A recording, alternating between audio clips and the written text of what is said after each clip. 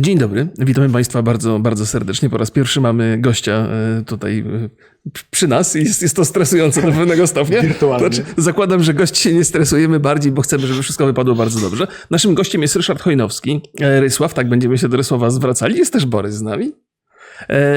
Będziemy dzisiaj rozmawiali o Blizzardzie i o problemach związanych ze zwolnieniami. Dosyć dużo się o tym mówi. Ryszard ma trochę informacji takich wewnętrznych, którymi się z nami podzieli. Chociaż właściwie to nie są... Już postawiłem go przed faktem dokonanym. Nie, to nie są takie... To są informacje, do których mamy dostępu. Na Kotaku już się mniej więcej pojawiły takie podobne, ale mało osób o tym wie i mało osób o tym mówi. Jedziemy? Tak, ja chciałem tylko powiedzieć, że Ryszard odpowiada za tłumaczenia i lokalizację polską gier Blizzarda. Tak jest. I wie za wiele innych rzeczy także. Ale to mam nadzieję, że Ryszard zostanie naszym gościem jeszcze nie raz i będziemy mogli o tym I prowadzi znany podcast Grysław i link do wszystkich rzeczy, które robi Rysiu, macie w opisie na YouTubie. Dobrze. Dzięki wielkie za takie miłe przedstawienie. Ale oczywiście żadnych tajemnic nie będę mógł zdradzić, więc tutaj jeśli ktoś przyszedł w oczekiwaniu na to, że zaraz zacznę lecieć nazwiskami i mówić kto co powiedział, to absolutnie nie, zresztą takich informacji nie posiadam. Natomiast tak jak osoby, które się tym tematem interesują, a ja się tym tematem interesuję z wielu żywotnych względów, no to coś tam wiem, ale te informacje, z którymi będę chciał się podzielić, czy też przeanalizować, to są informacje, które są raczej ogólnie dostępne. Tam nie ma żadnych jakichś krwistych bewsztyków. Też bym tak mówił w obawie przed problemami prawnymi. Znaczy ludzie mogli przyjść z takim, bo przypuszczam, że będziemy mieli w tytule tego materiału gdzieś tajemnicę, nie? Odkrywamy tajemnicę. No zobaczymy, Blizzarda. Ale myślę, że bardzo ważną rzeczą jest to, że Blizzard, wyciekła taka informacja, że Blizzard Activision Blizzard jako grupa zamierza zwolnić prawie 800 pracowników. Co stanowi prawie 10% całości zatrudnienia Activision, bo tam jest około 9600 osób zatrudnionych i zwolnienia dotyczą Stanów Zjednoczonych, ale także biura tego wersalskiego, tak to nazywasz, czyli we Francji. To biuro, które akurat byłem tam sam, więc tak, mniej więcej. No i też jakby, nie wiem, czy to jest powszechna informacja, czy nie, ale ja dowiedziałem się, że głównie będą to pracownicy Blizzarda. I co to tak naprawdę znaczy dla nas, dla graczy i tak naprawdę co znaczy dla Activision? Znaczy to jest też taka historia. Ja będę jeszcze jej opowiadał, zanim zaczniemy Rysława wypytywać bardzo dokładnie o szczegóły. Kiedy się taką informację słyszy i zważywszy na to, jakie były ostatnie ogłoszenia Blizzarda, zwłaszcza jeżeli chodzi o Diablo Immortal, bo wygląda na to, że w najbliższym roku to będzie jedyny nowy projekt Blizzarda, to można wyciągać takie wnioski, że Activision uznało, że Blizzard nie do końca spełnia swoją funkcję jako dewelopera gier, no i trzeba trochę pracowników się pozbyć. Natomiast sytuacja wygląda tak, że nie do końca są zwalniani ludzie, którzy są odpowiedzialni za developing gier. Znaczy praktycznie nikt z produkcji jakby nie zostaje zwolniony. Cały czas są ludzie do produkcji zatrudniani. Tak, jest ponad 140 ogłoszeń o pracę w Activision Blizzard do produkcji gier. Tak, zatem jakby tą informację można na pierwszy rzut oka interpretować jako coś bardzo złego, jeżeli chodzi o developing gier, ale tak naprawdę wygląda na to, że zwolnienia są także, jakby powodem zwolnień jest możliwość zatrudnienia większej ilości ludzi do nowych projektów. Nie? Ale to może właśnie Rysław nam opowie o tym, kto to dokładnie jest zwolniony i w jakich ilościach to są ludzie i z jakich działów pochodzą.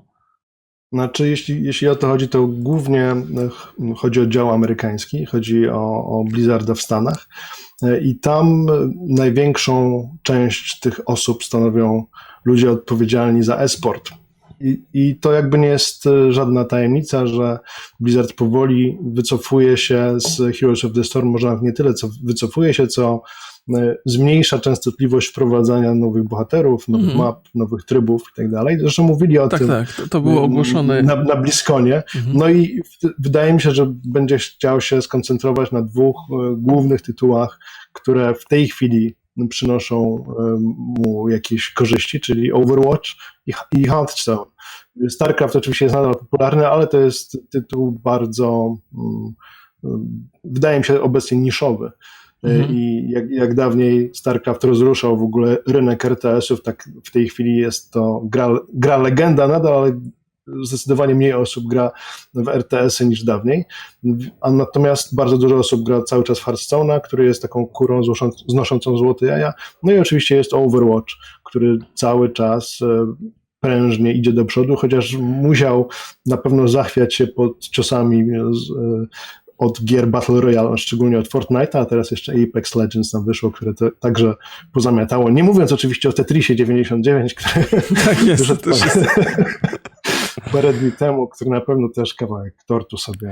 Tak, ale Overwatch traci graczy i mimo tego, że jakoś tam się jeszcze trzyma, to jest taka tendencja zniżkowa.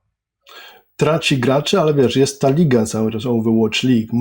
Możliwe, tego nie wiem, możliwe, że te osoby, które zostały zwolnione, to jakby pochodzą też z działów zarządzających tą ligą, ale to by było, wydaje mi się, przedwczesne.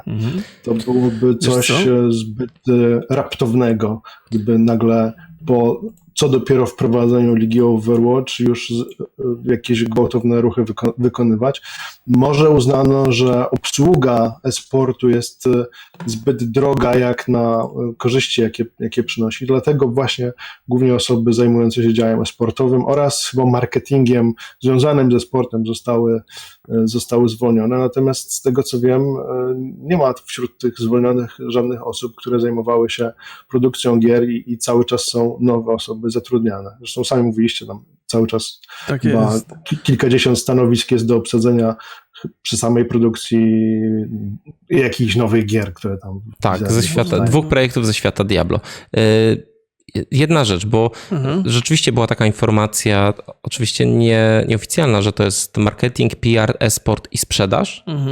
Przy czym musimy pamiętać o jednej bardzo ważnej rzeczy, która nie jest... No ja nie widziałem takiej informacji i że Activision już nie zajmuje się marketingiem, PR-em, sprzedażą Destiny. Tak jest, to jest druga grupa pracowników, I którzy... najprawdopodobniej wyglądało to w taki sposób, że w momencie, kiedy ta umowa jakby została rozwiązana i ogłoszona, no to już Activision nie inwestuje w tą markę, Czyli bo to już nie ma sensu. Mówimy o rozejściu się Bungie i Activision. Tak. I ci ludzie najprawdopodobniej zostali w bardzo dużym stopniu przerzuceni do Blizzarda. No i teraz w tym momencie jakby okazało się, że jako że Blizzard w najbliższym roku, w tym roku nie pokaże nic dużego, no bo pokaże Diablo Immortal tylko, no to ci ludzie są bardzo dużym kosztem. Do tego dochodzi... Kosztem. To jest ogromny koszt. Tak. Kilkaset osób, kilkuset osób to jest wiele milionów dolarów. Tak, w szczególności ludzie zajmujący się sprzedażą zarabiają bardzo dużo. No i wydaje mi się, że to jest, że oczywiście jest to bardzo przykra sprawa, jeżeli ktoś traci pracę. Tak jest. Jeżeli jeszcze musisz żyć z tą myślą, że możesz zaraz stracić, to myślę, że ten stres jest bardzo, bardzo nieprzyjemny i naprawdę współczuję osobom, nad którymi wisi to widmo zwolnienia z Blizzarda, czy z Activision, czy z Kinga, bo powiedzmy te głównie trzy firmy zwalniają. Ale jak tak sobie pomyślałem trochę mi było wstyd za to, że jak sobie przypomnę prezentację Diablo Immortal i to... No to może rzeczywiście potrzebne były cięcia w dziale marketingu i reklamy. No być może. Wydaje mi się, przepraszam, że tak wejdę słowo, że ta prezentacja mogła być takim, jakby to powiedzieć, jakby użyć tej dobrej przenośni. Ta prezentacja mogła okazać się najdroższą prezentacją w historii Blizzarda. Tak jest. Znaczy w zasadzie to, czego nie pokazano później, bo wydaje mi się, że gdyby po prezentacji Diablo Immortal, które zostało źle przyjęte niestety, dać chociażby logo Diablo 4. Tak jak zrobiła to Bethesda. No, czyli tak jak zrobiła to Bethesda w przypadku tego Elder Scrolls 6. Elder Scrolls 6, tak. No to problemu by nie było. Zresztą podobnie było w przypadku Microsoftu, kiedy pokazywali nowy Gears of War, tak? Tam też pojawiła się gra na komórki. najpierw została pokazana, że tam Gears War Tactics chyba wychodzi, ale później, że te tryby piąte też się pojawią, tak? Jak najbardziej. Błąd popełnił także Electronic Arts, kiedy Command & Conquer zapowiedział, że pojawi się w wersji mobilnej, a nie powiedziano, że może powstać na przykład wersja ta prawdziwa Tak RTS-a, na którą pewnie część osób czeka. I tutaj jakby chyba taka niepewność, czy możemy już te Diablo 4 ogłaszać, czy mamy co pokazać, sprawiła, że powstał ogromny kryzys, bo już następnego dnia akcje Activision Blizzard niestety mocno spadły i jak wszyscy wiemy, to przyjęcie Diablo Immortal było dość niezbyt przychylne. Słuchaj. No i jakby brak chociażby właśnie Diablo 4 logo pokazanego na wielkim ekranie sprawił, że teraz wiele osób traci pracę. Słuchaj, ja mam w zasadzie dwie rzeczy, o których wspomniałeś i one być może są interesujące dla widzów, dla mnie na pewno są. Mówimy o tym, że Activision odchodzi trochę od e-sportu i to jest bardzo mocno widoczne właśnie, jeżeli chodzi o te zwolnienia. Heroes of the Storm, StarCraft 2, wiadomo, on jest już właściwie, jeżeli wzbudza zainteresowanie, to głównie na rynku azjatyckim. Zastanawiam się, czy ta tendencja jest ogólnoświatowa dotycząca e-sportu, czy to dotyczy tylko i wyłącznie problemów Blizzarda. Czy Blizzard z jakiegoś powodu nie potrafi tak do końca w e-sport i to kosztuje więcej niż przynosi zysków? Czy być może na świecie powoli zaczyna się odchodzić trochę od e-sportu na rzecz innego rodzaju gier? To wiesz, to jest pytanie dla osób, które znają się na e-sporcie. Moja znajomość e-sportu jest taka bardziej jako widza od czasu do czasu. Wydaje mi się, że trzeba spojrzeć na to, jakie gry są teraz najbardziej popularne. Tak? Mamy najbardziej popularne gry w tej chwili, to jest, przepraszam, cały czas, Fortnite i teraz Apex Legends. To są cały czas gry, które są najbardziej popularne. Nie wiem, jak one się przekładają na e-sport. No marnie w porównaniu do tego, jak... Więc może to nie tyle Blizzard, co ogólnie całość tego, co się dzieje z rynkiem. Tego, że bardzo popularne są gry Battle Royale. Oczywiście cały czas mamy Counter-Strike'a, który jest niezwykle popularny i mamy League of Legends i mamy Dotę. Natomiast te gry najwyraźniej nie potrafią nawiązać walki z Battle Royalami i może mamy teraz w przypadku e-sportu właśnie taką przenośnię. Mnóstwo gier i zostanie tylko jedna. Chociaż mam nadzieję, że do takiej sytuacji nie dojdzie, bo to byłoby smutne, gdyby tylko jedna gra była taką panującą. Zawsze jestem fanem sytuacji, kiedy mamy do wyboru jak najwięcej możliwości.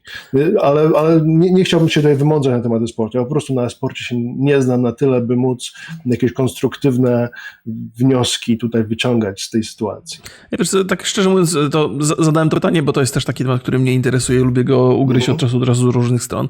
Mam w ogóle takie przekonanie, że Blizzard bardzo mocno koncentrował się na e-sporcie w grach, które tworzył.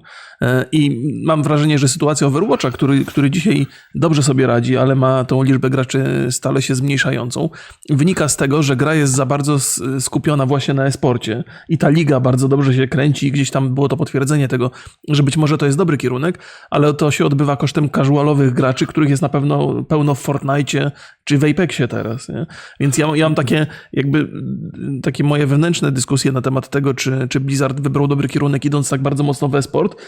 Ta sytuacja dzisiejsza zdaje się potwierdzać, że być może nie do końca to był dobry pomysł, być może nie był do końca dobry kierunek. Nie? Kolejna kwestia, którą i być może to się łączy także z pytaniem do Państwa, bo mówimy o tym, że zwolnienia pracowników to jest zawsze zła rzecz, zwłaszcza dla ludzi, którzy faktycznie tam pracują i no to jest dla nich niewątpliwie ważne.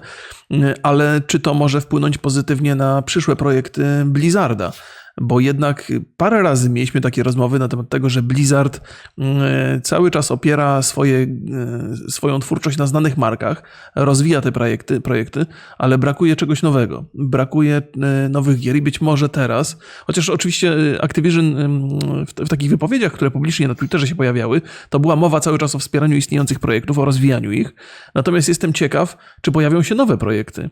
Na przykład w 2020 roku. W tym roku niewiele się wydarzy, ale być może dzięki tym zwolnieniom, które są oczywiście przykre, zostanie zatrudnionych więcej ludzi zajmujących się bezpośrednią produkcją gier i być może na tym skorzystamy tak naprawdę. Ja myślę, że to nie ma nic wspólnego. Cięcia są raczej związane z tym, że po prostu te działy się rozrosły i nie były pilnowane. Ale mówimy o tym, że zatrudniają ludzi. Jako, że mamy gościa, tak. Ryszard, powiedz o tych nieogłoszonych grach Blizzarda, nad którymi pracujesz. Powiem ci tak, nic nie wiem, ale nawet gdybym wiedział, gdybym ci powiedział, musiałbym cię później zabić, więc jako, że cię bardzo lubię, nie chciałbym wprowadzać w życie tego ekstremalnego planu.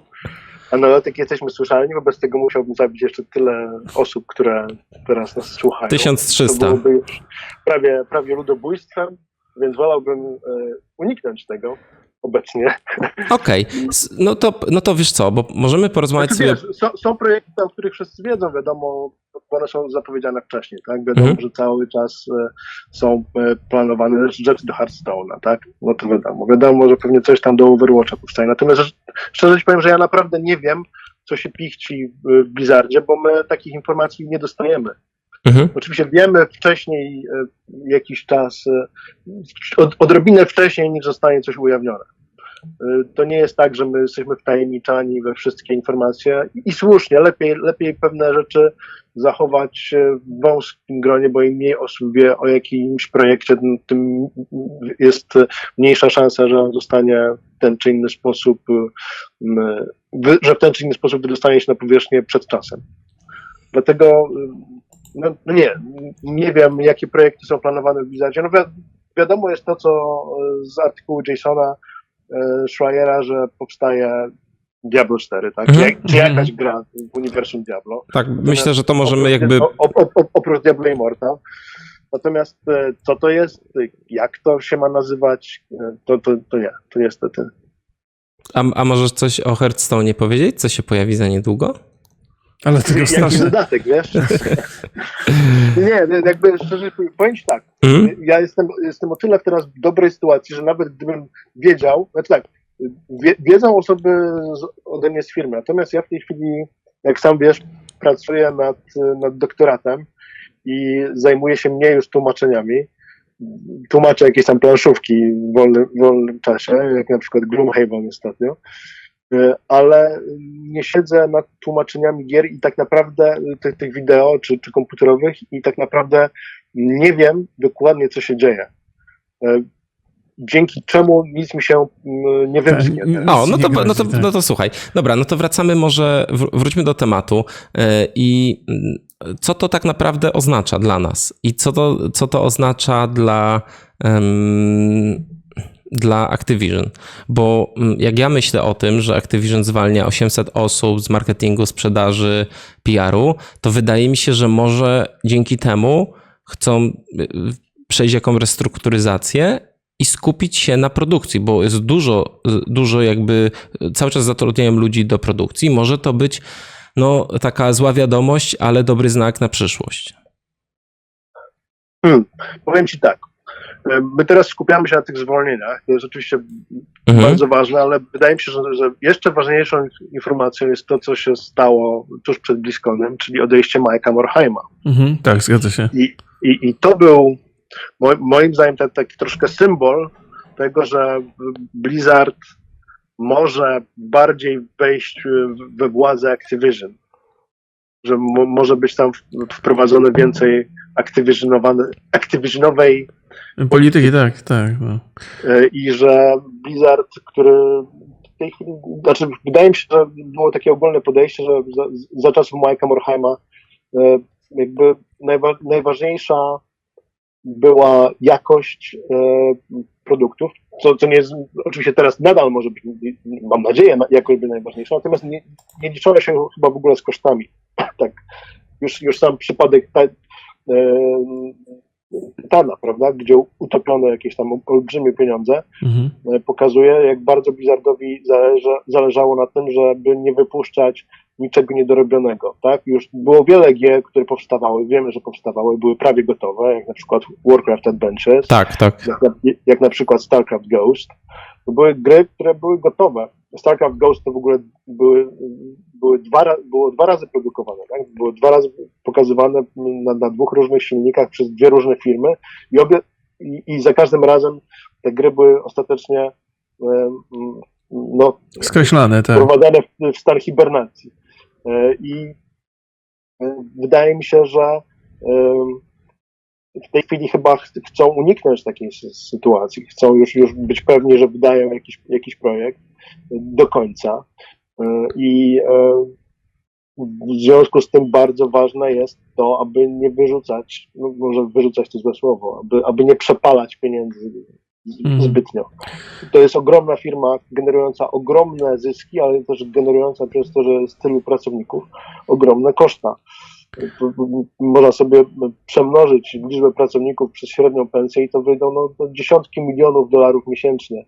Dobrze, wiesz co? To są pieniądze niewyobrażalne. Tak? Więc kiedy 800 osób zostanie nagle pozbawionych z jednej strony pracy, to jednak 800 osób generuje mnóstwo pieniędzy, które rzeczywiście można przeznaczyć na coś innego, właśnie na rzeczy bardziej związane z tworzeniem, niż z obsługą, która może przynieść jakieś zyski w przypadku e-sportu, ale wcale niekoniecznie musi przynieść takie zyski.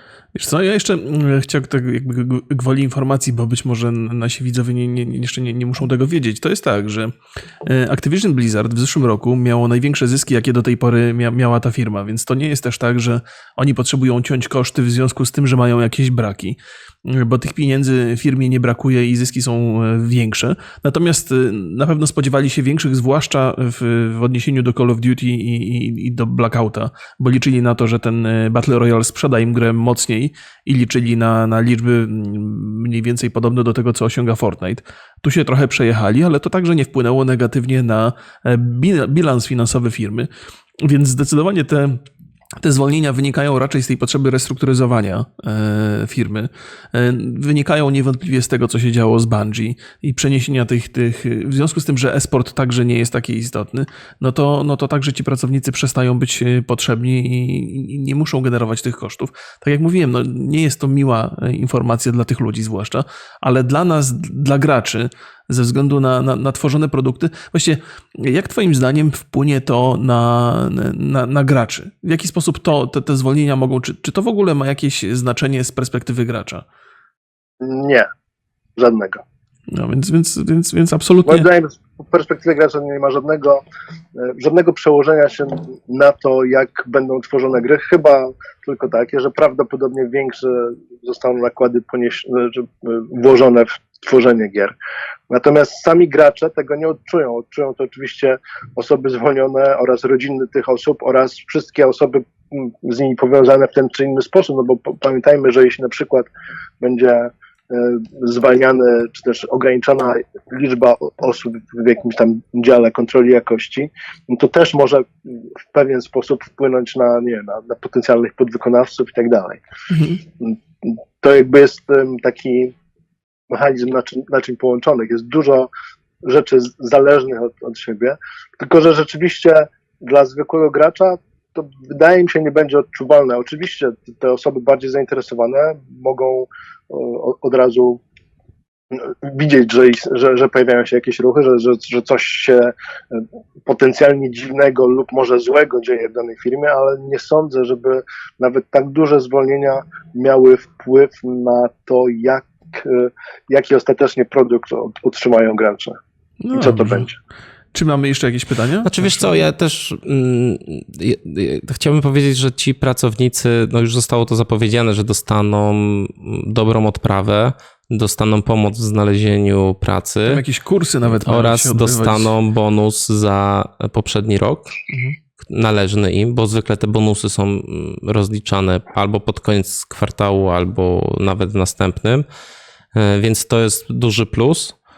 Już kilka firm się zadeklarowało, że przyjmie jakąś tam liczbę osób, więc cieszę się, że to jest tak w miarę po ludzku załatwiane, ale patrząc na to, że ten wynik, myślę, że stąd też bierze się ta kontrowersja, że Activision Blizzard pokazało bardzo, bardzo dobry wynik, wręcz rekordowy wynik. Tak, najlepszy. I mi do głowy od razu uderzyła taka myśl, że trochę za dużo jest korporacji w firmie, która po części robi bardzo kreatywne rzeczy po części robi sztukę, po części robi rozrywkę. To jest tak, że mamy rekordowy wynik kwartalny. Ktoś na to zapracował. Znaczy ja mam takie doświadczenia z ludźmi z dużych finansowych korporacji, gdzie wykonanie planu kwartalnego czy planu rocznego to jest najważniejszy cel. Znaczy zmienia się ta wartość z tego, że zrobimy najlepszy produkt, zrobimy najlepszą grę, tylko mamy odpowiednią ilość sprzedać i zrobię wszystko, żeby to zrobić, ponieważ ten bonus kwartalny czy bonus roczny jest na tyle duży, bo naprawdę o dużych pieniądzach tutaj mówimy. Nawet mogę podać liczby, jak cię to interesuje. No nie, znaczy wiesz, mówię o tym, że na przykład ktoś, kto zajmuje się sprzedażą na jakimś tam wyższym szczeblu, no to powiedzmy zarabia 15-20 tysięcy dolarów, a bonus może mieć 200 tysięcy. Okay. To jest jakby ta skala. To jest też trochę takie myślenie, że muszą być duże wzrosty rok do roku. Nie wydaje mi się, żeby ta branża tak szybko się rozszerzała i tak no jakby poszerzała się, że możemy robić 20% wzrostu w rok do roku. Nie sądzę. Znaczy jakby portfele graczy są dosyć mocno określone. Okay. I są zabierane przez różne inne produkty, nie tylko growe. Więc takie myślenie to naprawdę to jest odcięcie od produktu jakby. Okay. I to jest, wydaje mi się, że to też jest problem właśnie, że ludzie, którzy zajmują się sprzedażą, marketingiem, potrafią być odcięci nie są związani z firmą, a wartość jakby tej pracy jest tylko po prostu w tym planie kwartalnym, rocznym, półrocznym i to, że trzeba go zrobić za wszelką cenę. Zresztą dużo jest takich transferów ze świata dużych korporacji do świata gier. Znaczy, to jest właściwie podsumowując powoli już ten temat i dziękując Ryszardowi za współudział i za tam dostarczenie nam kilku myśli jakby trochę z zewnątrz i trochę też od środka, od Blizzarda, to właściwie to najważniejsze pytanie było takie, czy to może zaszkodzić graczom i jesteśmy prawie pewni, że nie. Czy to może pozytywnie wpłynąć na przyszłe produkty Blizzarda? Być może tak. Tego nie wiemy trochę, więc to też... Znaczy można przyjmować takie założenie, że być może towarzyszyła temu taka myśl, że róbmy lepsze gry, a nie zajmujmy się sportem, nie zajmujmy się marketingiem do tego stopnia. Ale to też jest trochę takie życzeniowe myślenie. No tak czy inaczej, dziękujemy za uwagę. Kończymy jak zwykle pytaniem. Czy waszym zdaniem to jest bardzo zła rzecz, bo tak często jest pokazywana, jakby to wszelkie zwolnienia pracowników mają świadczyć podobno o tym, że firma sobie radzi źle. My wiemy o tym, że firma sobie radzi bardzo dobrze, mimo tego są te zwolnienia. Czy to wpłynie źle na produkty Blizzarda? Jak to wpłynie na Blizzarda? Czy Blizzard pozostanie Blizzardem? Czy stanie się tak bardzo, czy Activision będzie miało tak duży wpływ na tę firmę, że Blizzard nie będzie już takich kreatywnych projektów tworzył? No i z tym Państwa pozostawiamy. A ja prawda? jeszcze jedną rzecz chciałbym dodać, bo ja się bardzo zastanawiam, jak będzie wyglądał ten rok, bo są bardzo ciekawe plotki, na przykład taka, że Blackout ma wyjść jako osobna, free darmowa gra i myślę, że ten rok dla Activision Blizzard będzie bardzo, bardzo ważny i te wyniki za 2019 tak naprawdę nam pokażą, na czym stoi ten kolos, bo to jest przecież 21 oddziałów w tym, to takie, wiesz, King, Raven Software czy Infinity Ward. No ogromne firmy, a trochę inaczej myślimy o Activision niż o na przykład Ubisoftie.